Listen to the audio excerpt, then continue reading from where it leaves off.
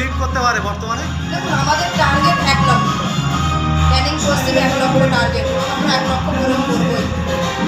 ক্যানিং পশ্চিম বিধানসভার মধ্যে যেখানে এসসি সিট রয়েছে, ইন্ডিয়ান সিট রয়েছে, চেয়ারম্যান অশান্তি এখানে প্রার্থী দিয়েছেন এবং বিজেপি থেকেও প্রার্থী দিয়েছে এবং ক্যানিং পশ্চিমে বৈকুণ্ঠ রয়েছে বিধায়ক পরেশরাম দাস, তিনিও প্রার্থী হয়েছেন এবং আসন্ন 26 বিধানসভা নির্বাচনে বিরোধী যারা রয়েছে তারা মন্তব্য করছে এই ক্যানিং পশ্চিম বিধানসভাকে তারা 1 লক্ষ করে তারা জিতবে বলে।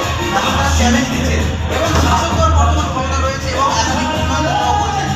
বিরোধী থাকবে, বিরোধী না থাকলে লড়তে মজা নেই। আইএসএফ থাকবে, কংগ্রেস থাকবে, বিজেপি থাকবে, সিপিএম থাকবে। আসল খেলা তো তৃণমূল কংগ্রেসই খেলবে এবং সাধারণ মানুষ তার রায়টি দিয়ে দেবে 29 এপ্রিল এবং সবুজের আবিরের ঝড় উঠবে 4টা মে। তখন সমস্ত মিডিয়া দেখবে, সমস্ত বিরোধী দেখবে, সাধারণ মানুষ। কিন্তু আমরা স্বপ্ন জেগে দেখবে এবং সেই স্বপ্ন আমরা পূরণ করব।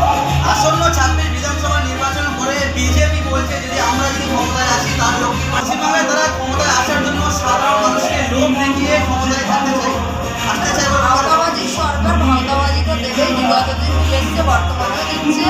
আসার তো কোনো প্রশ্নই আসে না। সাধারণ মানুষ এই মিথ্যা সরকারের মিথ্যা প্রয়োজনে পাওয়া দেবে না। আজকে এই যে ক্যানিং পশ্চিম বিধানসভার যিনি বিধায়ক রয়েছেন পরেশরাম দাস, তিনি নমস্কার ভাই করতেছেন যেভাবে হাজার হাজার সমর্থক লোকদের যেভাবে উৎসাহ হয়ে পড়েছে, তাহলে কি ভোটের আগে জয় হয়ে যাচ্ছে বলে বিগত 5 বছর যেভাবে আমাদের সাধারণ রাজ্য সরকার যে উন্নয়নগুলো করেছে, লক্ষ্মীর ভাণ্ডার, যুবশ্রী, উপশ্রী, কন্যাশ্রী, বাসী করবে, ক্যানিং ব্লক করবে। অ্যাকচুয়ালি বিষয়টা দেখুন, অতি বাস্তব সত্য। বিরোধী ঘরেরও মানুষ দিদির প্রকল্পের আয়তাভুক্ত তারা নিচ্ছে, এটা অস্বীকার করার কিন্তু জায়গা নেই। দিদি কিন্তু দল বাছাই করছেন না, প্রতিটা মানুষকে দিদি সুবিধা দেন এবং সবাই পাচ্ছে, সবাই এই প্রকল্পের আয়তায় আছে এবং এর রায় চলতে হবে। আগামী দিনে 26 বিধানসভা নবান্ন 14 তালাতে দিদি আসে, তাহলে পুনরায় উন্নয়নের তালিকা কি ভাববেন? মামাটি মানুষের সরকার, আমাদের মা বোনেদের জন্য ভাববেন, বৃদ্ধ বাবা মায়ের জন্য ভাববেন।